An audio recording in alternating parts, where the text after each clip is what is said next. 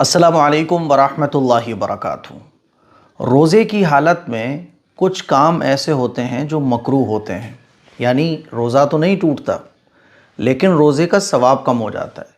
पिछली 2-3 वीडियोज़ में मैंने आपको बताया था कि कौन सी चीज़ों से रोज़ा टूटता है और कौन सी ऐसी चीज़ें हैं जिनसे रोज़ा नहीं टूटता है।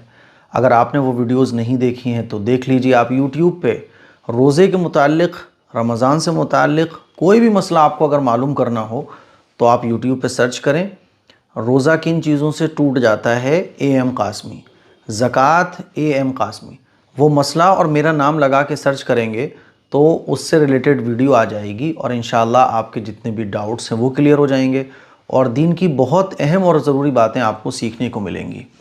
तो आज मैं आप लोगों को बताने जा रहा हूँ 12 ऐसी चीज़ें जो रोज़े में मकरूह हैं।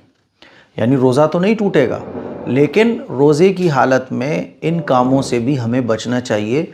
मकरूह का मतलब कि अगर ये काम आप करोगे रोज़े की हालत में तो आपके रोज़े का सवाब कम हो जाएगा।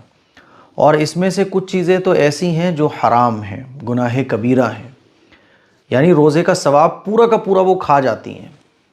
तो आइए जानते हैं ये 12 मकरूह चीज़ें कौन कौन सी हैं। नंबर 1, ब्रश करना। रोज़े की हालत में ब्रश करने से बचना चाहिए क्योंकि बहुत अंदेशा है कि आप ब्रश कर रहे हों और टूथपेस्ट, कॉलगेट जो है ना वो अंदर चला जाए। तो आप सहरी से पहले पहले ब्रश कर लो। सहरी का टाइम ख़त्म हो गया, आप ब्रश मत करो, आप मिसवाक करो। आप तो ब्रश करना ये मकरूह है।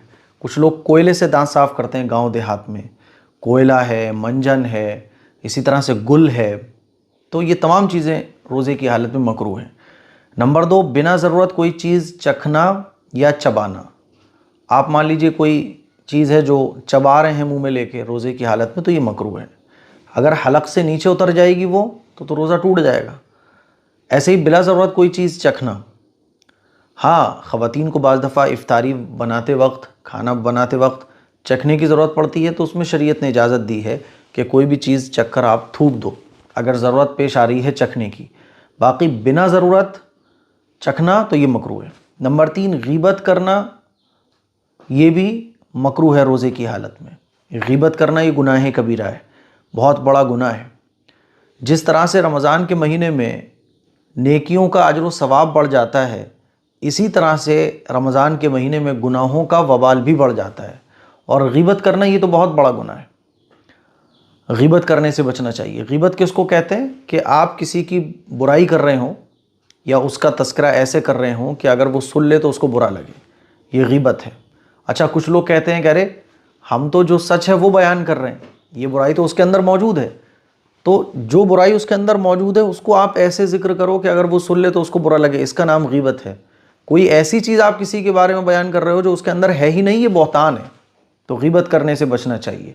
नंबर 4, मियाँ बीवी का रोज़े की हालत में लिपटना चिपटना, बोसो किनार होना, है ना। आप ये कह सकते हैं विदाउट क्लोथ्स सोना। तो ये तमाम की तमाम चीज़ें रोज़े की हालत में मकरूह है। नंबर 5, लड़ना झगड़ना, गाली गलौज करना। रोज़े की हालत में लड़ने झगड़ने से भी बचना चाहिए, गाली गलौज करने से भी बचना चाहिए। अल्लाह के नबी सल्लल्लाहु अलैहि वसल्लम का इरशाद है कि रोज़े की हालत में अगर कोई तुमसे लड़ने झगड़ने की कोशिश करे तो उससे कह दो कि भाई मेरा रोज़ा है, माजरत, मैं आपसे बहस नहीं कर सकता, मैं आपसे बदकलाम नहीं हो सकता। तो रोज़े की हालत में लड़ना झगड़ना ये भी मकरूह है। नंबर 6, मुंह में थूक जमा करके निगलना। नॉर्मल जो थूक आता है अंदर चला जाता है, नो प्रॉब्लम, लेकिन एक होता है थूक को जमा किया किसी ने और खूब सारा थूक जब मुंह में जमा हो गया तो उसको अंदर ले गया। कुछ लोगों की ऐसे आदत होती है ना, तो ये करना रोज़े की हालत में मकरूह है। नंबर 7, बिना ज़रूरत ग्लूकोज चढ़वाना। बस ऐसे ही साहब व्हाट्सएप पे स्टेटस लगाना है कि मेरी तबीयत ख़राब हो गई। आजकल तो व्हाट्सएप स्टेटस, इंस्टाग्राम रील के लिए जो है ना कुछ भी हो सकता है। जानबूझ के लोग तबीयत तक ख़राब कर रहे हैं, पट्टी बांध लेते हैं, मेरी तबीयत ख़राब हो चुकी है। तो ऐसे बिला ज़रूरत ग्लूकोज चढ़वाना ये भी मकरूह है।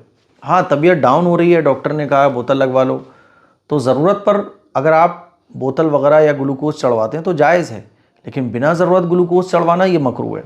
नंबर 8, टीवी देखना, मूवी देखना, गाने सुनना, ये तमाम की तमाम चीज़ें रोज़े की हालत में मकरूह है। नंबर 9, गेम खेलना। गेम अगर आप खेल रहे हैं, थोड़ा बहुत खेल लिया, चुटपुट जिसको कहते हैं, बस यूं ही 5-10 मिनट ऐसे ही, तो अलग बात है। गेम खेलने में आप आधा घंटा, 1 घंटा, 2 घंटे, 4-4 घंटे खर्च करो तो मकरूह है ये। टाइम की बर्बादी रोज़े की हालत में मकरूह है। नंबर 10, गर्लफ्रेंड बॉयफ्रेंड से बात करना। गर्लफ्रेंड बॉयफ्रेंड से बात कर रही है, बॉयफ्रेंड गर्लफ्रेंड से बात कर रहा है, तो नॉर्मल अगर ये बात है तो इसका गुनाह कम है। और नालायकीपन की बातें हो रही हों, प्यार मोहब्बत की, तो ये तो नाजायज़ और हराम है। तो हरामकारी है ये सीधी सीधी। तो इसीलिए रोज़े की हालत में इससे भी बचना चाहिए। आम दिनों में भी बचना चाहिए, लेकिन रोज़े की हालत में ख़ास तौर पर इसलिए बचना चाहिए क्योंकि रोज़े में नेकियों का अजर व सवाब भी बढ़ जाता है, गुनाहों का वबाल भी बढ़ जाता है। नंबर 11, गुनाह के काम करना। कोशिश ये करें कि रोज़े की हालत में कोई भी हमसे गुनाह ना हो। रोज़े रमज़ान के महीने में हमसे गुनाह नहीं होना चाहिए, इसकी कोशिश करना चाहिए। नंबर 12, खून देना। रोज़े की हालत में खून देना ये मकरूह है। खून देने से आप बचिए, है ना। बहुत ज़्यादा अगर इमरजेंसी है तो इफ्तार करने के बाद आप खून दीजिए। रोज़े की हालत में खून देना ये भी मकरूह है। तो ये 12 चीज़ें हैं जो मकरूह हैं। मुझे उम्मीद है कि आप इन तमाम चीज़ों से बचने की कोशिश करेंगे। और भी बहुत सारी चीज़ें हो सकती हैं, जैसे कि रोज़े की हालत में ज़्यादा सोना, दिन भर आप सो ही रहे हो, ये मकरूह है। नमाज़ें क़ज़ा करना ये तो गुनाह कबीरा है, ये भी मकरूह है। इसी तरह से जमात के साथ नमाज ना पढ़ना, यानी मस्जिद में जाके आप नमाज़ नहीं पढ़ रहे, घर में सारी नमाज़ें पढ़ रहे हो, ये भी मकरूह है। और जी आपका इधर उधर की बातें करना, बाज़ारों में टाइम स्पेंड करना, ये भी रोज़े की हालत में मकरूह है। ठीक है, तो ये कुछ चीज़ें हैं जो रोज़े की हालत में मकरूह हैं। मुझे उम्मीद है आपको बहुत अच्छे तरीके से समझ आ गई होंगी। इस क्लिप को शेयर करें, दूसरों तक पहुँचाएँ। अस्सलामु अलैकुम वरहमतुल्लाहि वबरकातुहू।